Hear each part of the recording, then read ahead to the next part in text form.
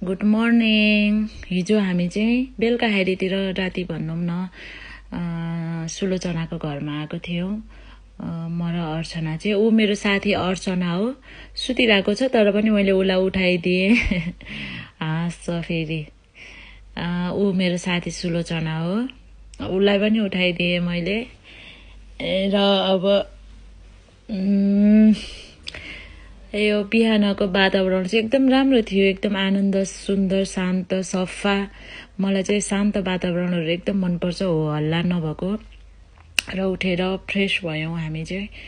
त्यसपछि अब तातो पानी खानुपर्छ भनेको सुलोचनाले तातो पानी पनि लिएर आइदियो, मेरो साथीले पनि खाँदैछ, अर्चनाले पनि। र खाना चाहिँ आज मैले बनाएको, किनकि उनीहरूलाई मैले खाना बनाएको मनपर्छ।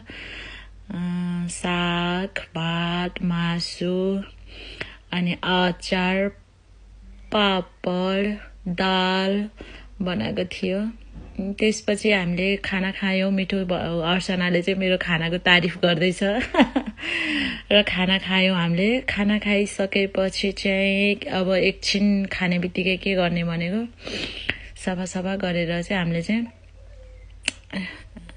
पिक्चर बनाउन थाले, अर्चनाले बनाएको पिक्चर। अनि त्यसपछि सुलोचनाले बनाएको पिक्चर यो चाहिँ। त्यसपछि मैले बनाएको छु।